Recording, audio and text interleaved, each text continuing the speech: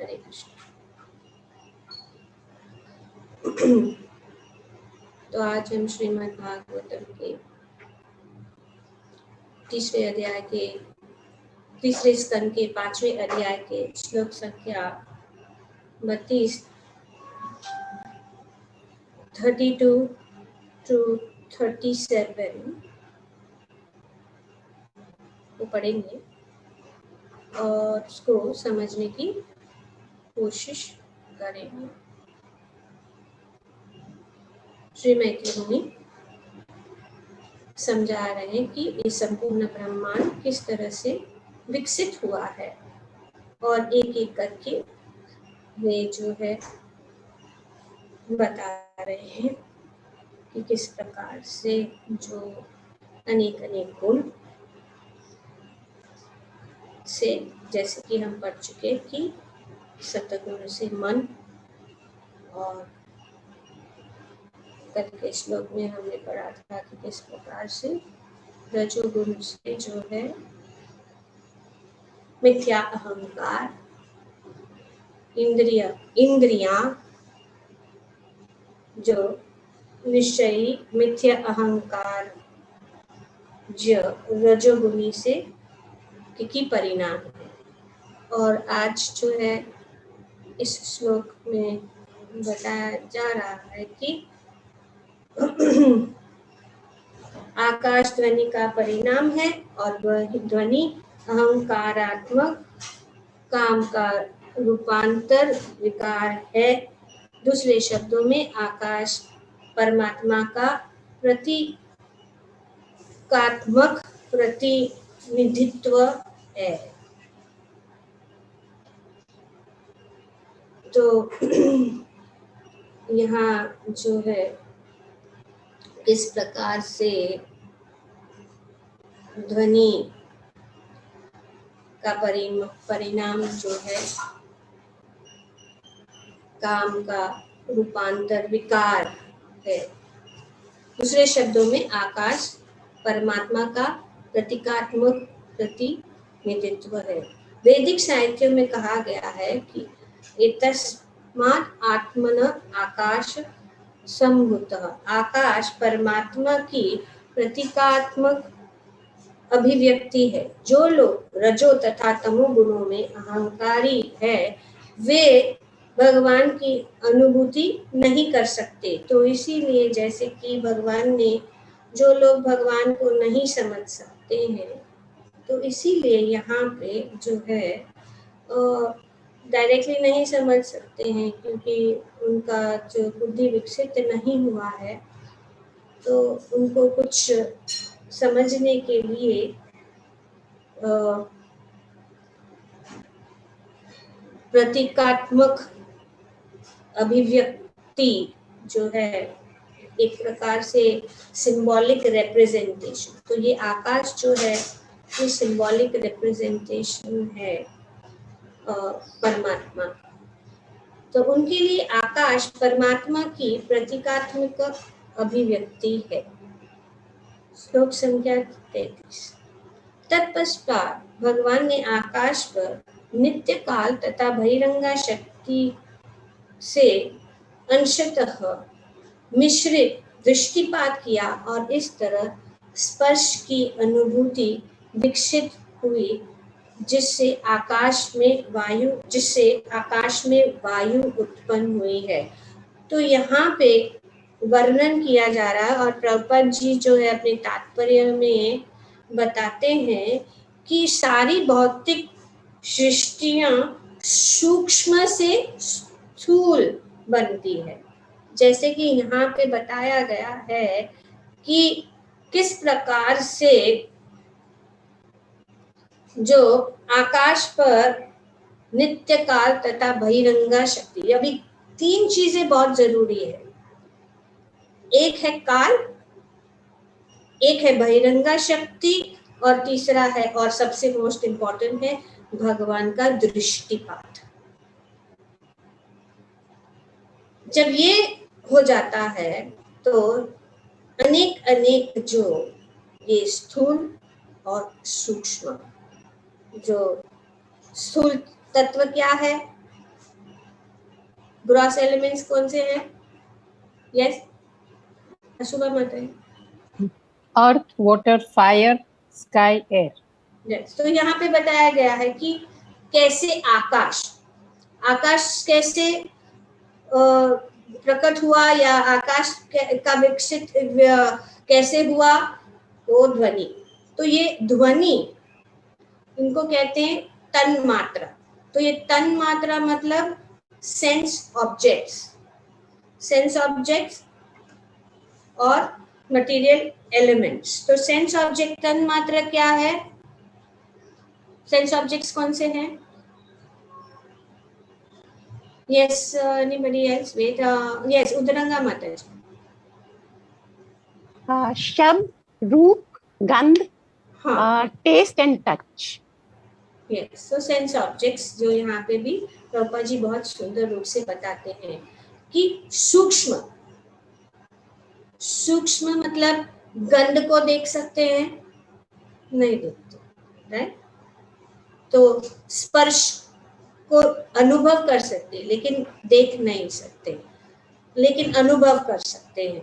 और रूप जो है अग्नि में, तो अग्नि के कारण जो है रूप, स्वाद को नहीं देख सकते। तो इनको जो कहते हैं ये ऑब्जेक्ट्स है, उनको देख नहीं सकते, तो ये सूक्ष्म है। तो यहाँ पे वर्णन किया गया है कि सारी भौतिक सृष्टियां सूक्ष्म से स्थूल बनती है।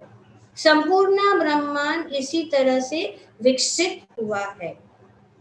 फर्स्ट पॉइंट क्या है जो तात्पर्य में प्रभुपाद जी बताते हैं कि सारी भौतिक सृष्टियां सूक्ष्म से स्थूल बनती है। Okay, number 1। नंबर 2, संपूर्ण ब्रह्मांड इसी तरह से विकसित हुआ है। तो ये कैसे विकसित हुआ है, यहाँ पे धीरे धीरे अनेक श्लोकों में ये हम समझ जाएंगे, क्योंकि यहाँ पे प्रभुपाद जी ने इस तात्पर्य में पूरी बात समझाई है। जो हम आगे जो है वर्णन किया जाएगा कि किस प्रकार से जो है सूक्ष्म से स्थूल। आकाश के से स्पर्श अनुभूति विकसित हुई, जो नित्यकार बहिरंगा शक्ति तथा भगवान के दृष्टिपात का मिश्रण है। तो ये मिश्रण के बिना ये नहीं, और भगवान के दृष्टिपात तो जरूरी है। तो ये तीनों का मिश्रण से ये सब हो रहा है, बहिरंगा शक्ति, काल और भगवान का दृष्टिपात। तो that is very necessary for creation, कि ये जरूरी है। आकाश से स्पर्श, अभी आकाश से क्या उत्पन्न हुआ? स्पर्श। तो कैसे एक से दूसरा जो है विकसित हो रहा है। शुरू कैसे हुआ है? भगवान की दृष्टिपात से। तो इस प्रकार से एक करके कैसे ये जो है सब जो है विकसित हो रहा है। यहाँ पे इससे हम ये समझ सकते हैं कि कैसे सृष्टि शुरू हुई। यह स्पर्श अनुभूति आकाश में वायु के रूप में विकसित होती है। तो स्पर्श वायु के रूप तो यह स्पर्श अनुभूति आकाश में वायु के रूप में विकसित हो गई। इस तरह अन्य सारे स्थूल पदार्थ भी सूक्ष्म से स्थूल में विकसित हुए। Okay, from subtle to gross, तन्मात्रा से मटेरियल एलिमेंट्स। और यहाँ पे प्रभुपाद जी बहुत सुंदर रूप से समझा रहे, इस तरह अन्य सारे स्थूल पदार्थ भी सूक्ष्म से स्थूल विकसित हुए। ध्वनि से आकाश, ध्वनि आकाश में, स्पर्श वायु में, रूप अग्नि में, स्वाद जल में तथा गंध पृथ्वी में विकसित हुई। Got it? Actually speaking, सब कुछ ध्वनि से, साउंड। इसीलिए जब सब वापस जाता है, अभी ये इस प्रकार जैसे कि खुलता है, हाँ, ध्वनि से लेकर फिर रूप, स्वरूप, स्पर्श, रूप, गंध ऐसे, और फिर वापस वही ऐसे ही बंद। Everything and then sound. इसके लिए साउंड वेरी इंपॉर्टेंट है। इसीलिए हरे कृष्णा कृष्ण कृष्ण हरे हरे, हरे राम राम राम हरे, वेरी इंपॉर्टेंट। अंत में वही रह जाए। तो ध्वनि, तो यहाँ पे बहुत सुंदर रूप से वर्णन किया गया कि ध्वनि से आकाश और ये शब्द, शब्द मतलब साउंड, शब्द से हम समझ सकते हैं कि आकाश है, आकाश पूरा जो है, जैसे कि हम ताली बजाते हैं तो ध्वनि, क्योंकि आकाश तो ध्वनि, तो ध्वनि जो है आकाश। तब जब ऐसे ताली बजाते हैं तो क्या होता है, हवा, वायु, वेरी सिस्टमैटिक, और वायु से स्पर्श, दिखता नहीं है, राइट, वायु दिखता है, जैसे कि एक पंखा चल रहा है, से वायु, पंखा का जो वायु, हवा, पंखा चल रहा है इसके लिए ये वायु आ रही है, और वह जो वायु का अनुभव जो है हमें स्पर्श करता है, तो हमें पता लगता है कि ये पंखा चालू है, तो ये जो है स्पर्श हो रहा है। सो हम देखे भी नहीं, पर स्पर्श से पता लगता है कि हवा है ना, स्पर्श से।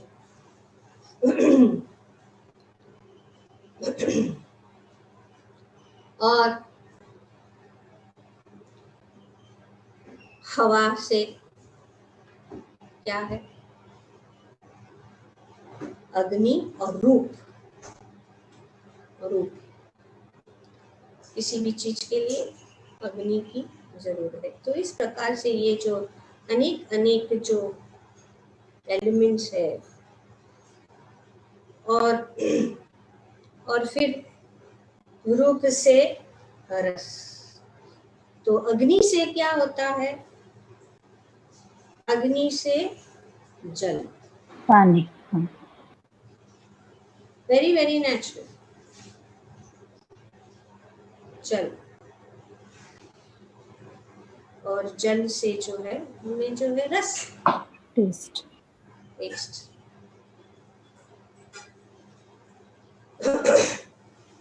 और इस प्रकार से जो है विकसित होता है। और पृथ्वी, गंध, स्मेल से पृथ्वी। तो इस प्रकार से ये जो है ये सेंस ऑब्जेक्ट्स, और इस प्रकार से सेंस ऑर्गन्स, कैसे सब एक के बाद सब शुरू हो जाता है, जो और भी डिटेल में यहाँ पे बताया। तत्पश्चात अतीव शक्तिशाली वायु ने आकाश के अंतःक्रिया करके इंद्रिय अनुभूति, तन्मात्रा तो यही है, का रूप उत्पन्न किया, और रूप की अनुभूति बिजली में रूपांतरित हो गई, मतलब अग्नि जो संसार को देखने के लिए प्रकाश है। जब वायु में बिजली की क्रिया हुई और इस प्रकार ब्रह्म के दृष्टिपात किया, उस समय नित्य काल तथा बहिरंगा शक्ति के मिश्रण से जल तथा स्वाद की उत्पत्ति हुई। तो एक के बाद यहाँ पे एक कैसे विकसित हो रहा है इसका वर्णन किया जा रहा है। तत्पश्चात बिजली से उत्पन्न जल पर भगवान ने दृष्टिपात किया और फिर उनमें नित्य काल तथा बहिरंगा शक्ति का मिश्रण हुआ। इस तरह वह पृथ्वी में रूपांतरित हुआ, जो मुख्यतः गंध से के गुण से युक्त है। तो तन्मात्रा या सूक्ष्म से स्थूल कैसे उत्पन्न हुआ यहाँ पे, पर इन सब में भगवान का की दृष्टिपात यहाँ पे बताया गया है। भगवान का की दृष्टि नित्यकाल और बहिरंग सब की मिश्रण। इस श्लोक के तात्पर्य में और भी अच्छे से भगवान प्रभुपाद जी समझा रहे हैं। उपयुक्त श्लोकों में भौतिक तत्वों के वर्णन से यह स्पष्ट हो जाता है कि सभी अवस्थाओं में अन्य संयोगों तथा परिवर्तनों के साथ भगवान के दृष्टिपात की आवश्यकता पड़ती है। बिना भगवान के दृष्टिपात से कुछ भी हो नहीं सकता।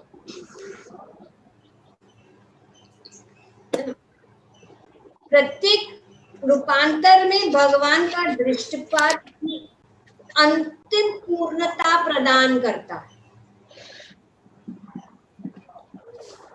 प्रत्येक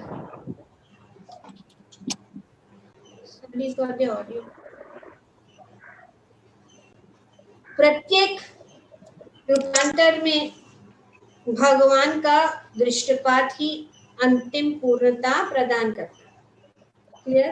तो ये दृष्टिपात जब तक भगवान की दृष्टि नहीं पड़ती है किसी चीज तक, ये जो है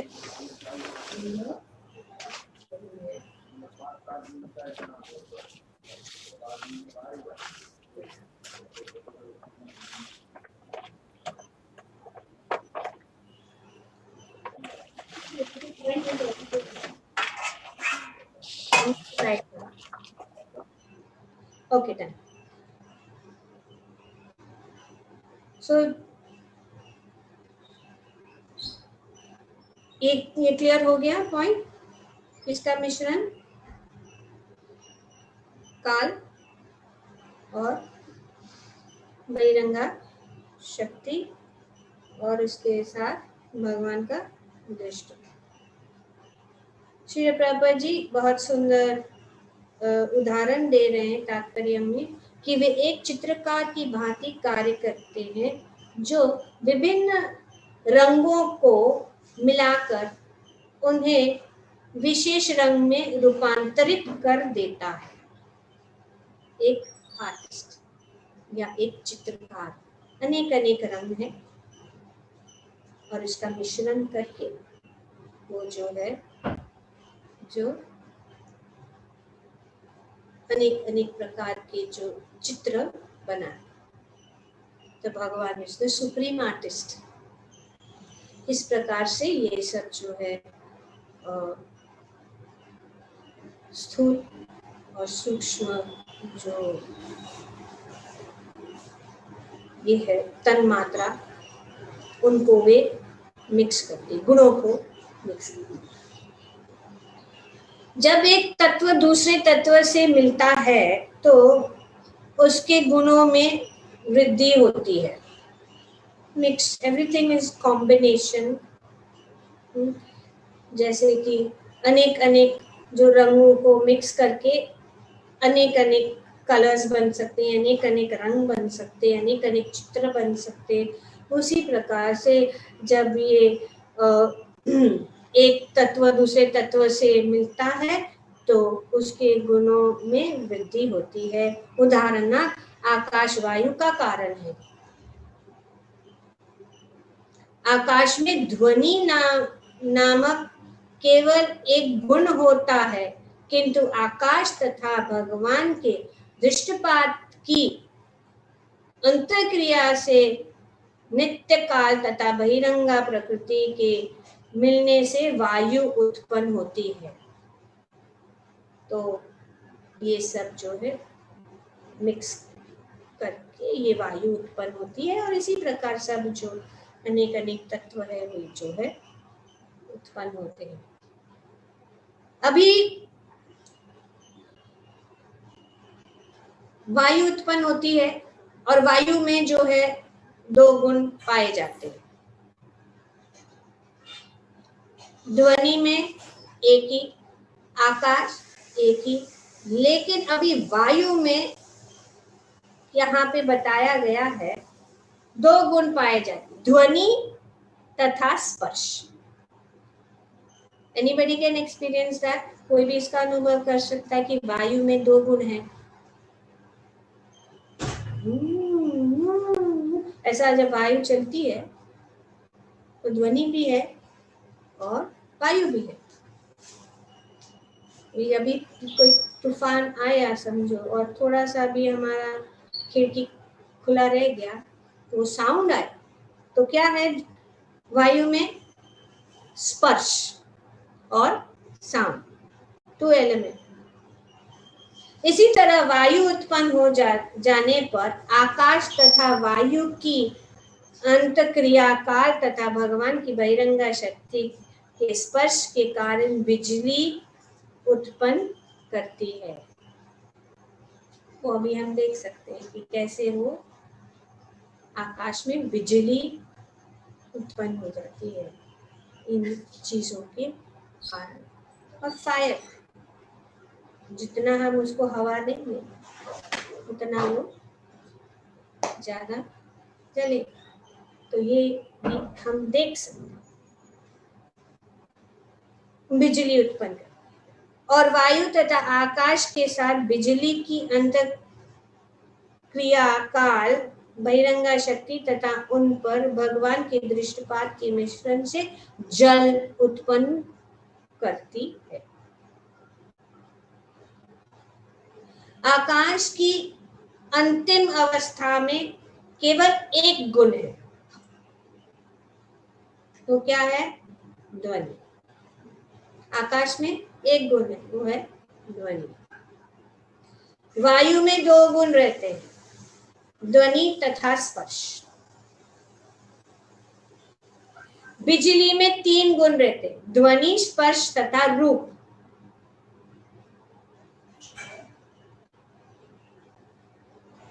और जल में चार गुण होते हैं, ध्वनि, रूप तथा स्वाद, टेस्ट। तो भगवान कहते हैं ना, and the taste of water, जल का स्वाद नहीं है, भगवान बताते। तो ये जो लोग नहीं समझ सकते डायरेक्टली भगवान को, तो इनडायरेक्टली इन सब जो, और इन सब चीजों को तो लोग मानते ही हैं। अग्नि तो देख रहे हैं, जल देख रहे हैं, पृथ्वी देख रहे हैं, वायु देख रहे हैं, पर वे नहीं समझ पाते कहाँ से कैसे शुरू हुआ है। तो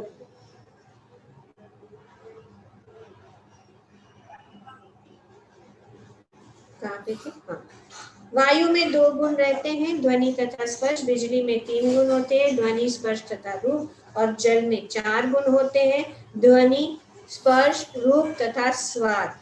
भौतिक विकास के अंतिम अवस्था में पृथ्वी फलित होती है, जो समस्त पांचों गुणों अथवा ध्वनि, स्पर्श, रूप, स्वाद तथा गंध से युक्त है। पृथ्वी इज कम, पृथ्वी इतनी महत्वपूर्ण है, अर्थ मतलब सब कुछ। यद्यपि वे विभिन्न पदार्थों के भिन्न भिन्न मिश्रण है, किंतु ऐसे मिश्रण स्वतः नहीं बन जाते, स्वतः नहीं बन जाते। जिस तरह की जीवित चित्रकार के स्पर्श के बिना रंगों का मिश्रण स्वतः नहीं हो पाता। करेक्ट, यहाँ पे वर्णन किया है कि एक चित्रकार जो है कि स्पर्श के बिना रंगों का मिश्रण नहीं हो पाता।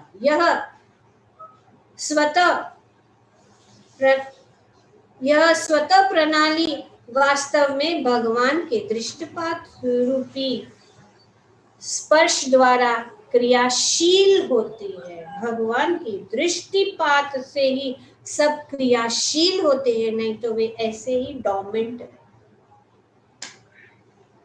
समस्त भौतिक परिवर्तनों में सजीव चेतना ही निर्णायक होती है। इस तत्व का उल्लेख भगवद गीता में मयाध्यक्षेन प्रकृति श्रूयते सचराचरम हेतुनानेन कौन्तेय जगत विपरिवर्तते। तो ये भगवद गीता में भगवान बताते हैं। तो निष्कर्ष यह है कि भले ही भौतिक तत्व सामान्य जीवों की दृष्टि में आश्चर्यजनक रीति से कार्य करे, किंतु उनका क्रिया व्यापार वस्तुतः भगवान के निरीक्षण में होता है। आश्चर्यजनक है कि सब चीजें, जैसे कि जो स्थूल जो गुण है, ये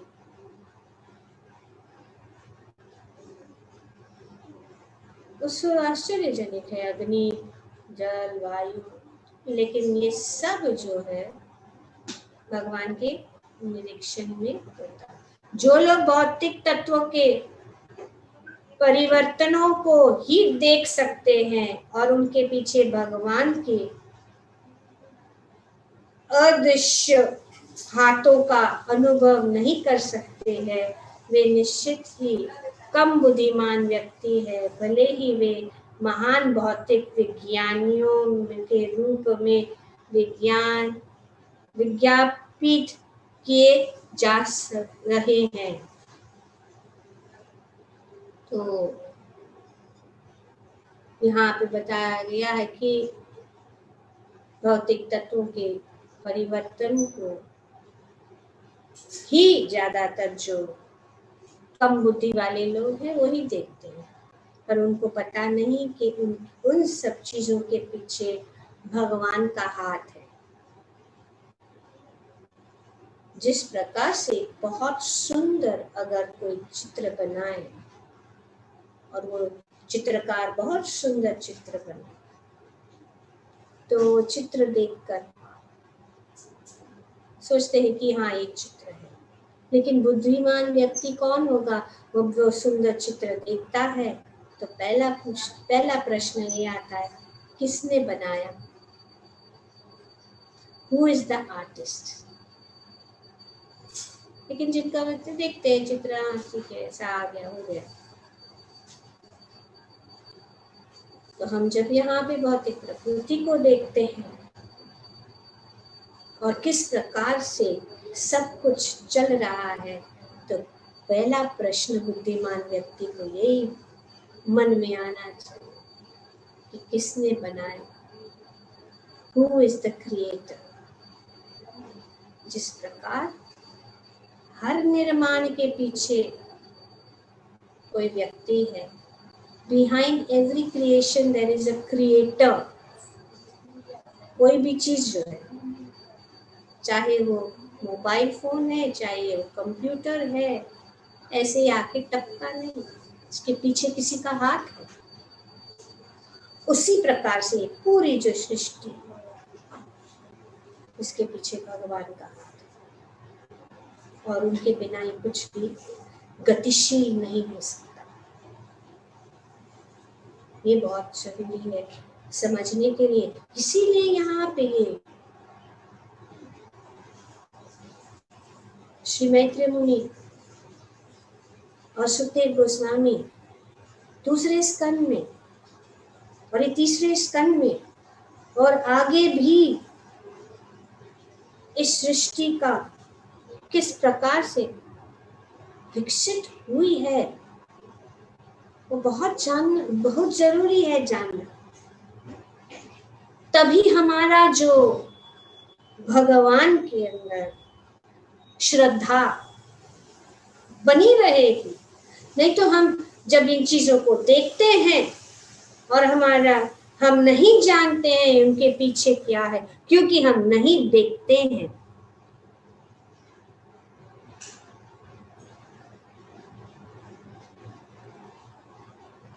सिर्फ हम जो है स्थूल पदार्थों को देखते हैं, लेकिन उसके पीछे कौन है। अभी कुछ भी खरीदने जाएंगे तो पहला पूछते कौन सा कंपनी का है, क्यों पूछते हैं। लेकिन यहाँ पे जब सब पूरा भौतिक सृष्टि को देख रहे हैं तो पूछते नहीं है इनके पीछे कौन है।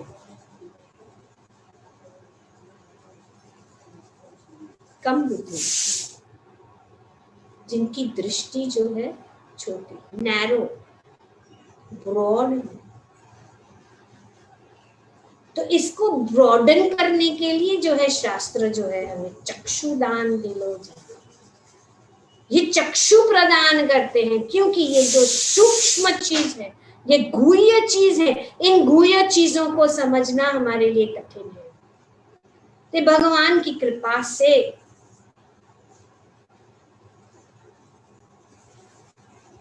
हमें जो है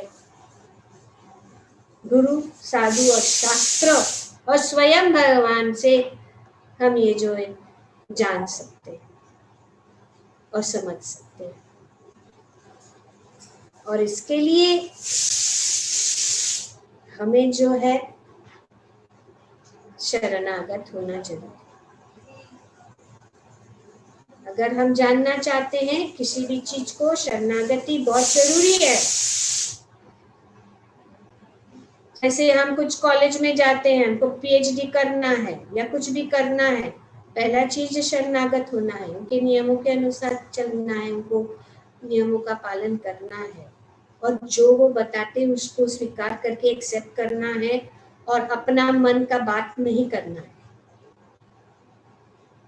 अगर जो बताया गया है टेक्स्ट बुक्स में उसके अनुसार हमें जवाब देना है। अगर हम कुछ भी अपना बताएंगे तो फेल हो जाएंगे। तो इसीलिए जब भगवान बता रहे हैं, हम जो ये ज्ञान प्राप्त हो रहा है उसे हमें स्वीकार करना एज इट इज। और अगर कोई भी डाउट्स है, कोई भी मन में कोई संदेह है, ये सब क्लियर हो जाते हैं, क्योंकि अपने शास्त्र इतने विशाल है और ये हमारा भाग्य है। बाकी के धर्मों में 1 किताब, 2 किताब, 3 किताब। अरे अपना ये सब जानने के लिए, जैसे कि अभी भी इस श्लोक में बताया गया, एतस्माद् आत्मन आकाश संभूतः, वैदिक स्तुतियों में। और यहाँ पे भी बताया गया है, तो अगर यहाँ पे कुछ प्रमाण दिया गया है तो वैदिक शास्त्रों में भी बहुत सारा प्रमाण है। जितना भी प्रमाण चाहिए हम जो है मिल सकता है, ऐसा कुछ भी नहीं है जिसका प्रमाण नहीं है। पर अगर हम पूरे जो वैदिक साहित्य को पढ़ना बैठेंगे तो ये हमारा जीवन जो है एक जीवन काफी नहीं होगा, खास करके इस कलयुग में। हाँ, जैसे कि प्रहलाद महाराज ने बताया, कितना 3 साल मिलेगा ज्यादा से आधा आयु तो सोने में जाता है, आधा बाकी का काम, तो कहाँ समय है। तो इसीलिए सभी वेदों का सार भगवद गीता। तो भगवद गीता में जो ज्ञान दिया काफी है। एकम शास्त्रम देवकी पुत्र गीतम, एको देवो देवकी, बस। अगर ये एक शास्त्र को समझ ले, भगवद गीता और ये श्रीमद् भागवत, तो हमें सब कुछ हम जान जाएंगे। कोई डाउट नहीं होगा। हमारे सब मन में जो भी प्रश्न है धीरे धीरे जो है क्लियर हो जाता है इतना सुंदर रूप से यहाँ पे। और ये कोई बड़ाई चढ़ाई बात नहीं है, हम जानते हैं कि किस प्रकार से ये विकसित हम एक्चुअली अप्रत्यक्ष रूप से अनुभव कर सकते हैं कि वायु में स्पर्श है, आकाश में ध्वनि है, प्रत्यक्ष रूप से। तो ये पूरा साइंस जो है ये जानना जरूरी, पर मेन पॉइंट यही है इन सब चीजों में। और बार बार श्री मैत्री मुनि भी बता रहे हैं हर एक श्लोक में कि भौतिक प्रकृति, बहिरंगा शक्ति, नित्य काल और भगवान की दृष्टि, और उसके बिना कुछ नहीं हो सकता। और इन दोनों, इन सब मिश्रण, और आर्टिस्ट कौन है? भगवान, सुप्रीम आर्टिस्ट। हम देखते हैं भगवान कितनी सुंदर पशु है, पक्षी है, पेड़ है, पौधे हैं, आकाश, आकाश में अनेक अनेक रंग, बादल, ये सब भगवान का सुंदर हाथ। हर चीज, चाहे हम स्काई स्क्रेपर बनाए या चाहे हम स्पेसशिप बनाए या बड़ा सिटी बनाए ब्यूटीफुल, सब भगवान का है। क्योंकि स्थूल जो मूल तत्व है उनके द्वारा, और उनके द्वारा ये अग्नि, वायु, जल, पृथ्वी और इनको सब हम लेकर जो अनेक अनेक रूप दे। अगर वे नहीं होते और हमारे अंदर भगवान परमात्मा के रूप, यंत्र रूडानी माया, भगवान कहते हैं, भगवद गीता में हम पढ़ते हैं कि भगवान अपने हृदय में स्थित होके सब कुछ चला, हम हाथ भी नहीं हिला सकते। तो ये यहाँ पे बताया जा रहा है कि किस प्रकार से सब कुछ जो है एक के बाद एक के बाद एक के बाद एक के बाद विकसित हो रहा है। और हे भद्र पुरुष, आकाश से लेकर पृथ्वी तक के सारे भौतिक तत्वों में जितने सारे निम्न तथा श्रेष्ठ गुण पाए जाते हैं वे भगवान के दृष्टिपात के अंतिम स्पर्श के कारण होता है। कितना सुंदर यहाँ बताया 37। तो आगे ये भी बताया कि देवता को भी समझ में नहीं आता जब तक भगवान। तो आगे हम कल के श्लोक से हम जानेंगे। तो टेक्स्ट नंबर 37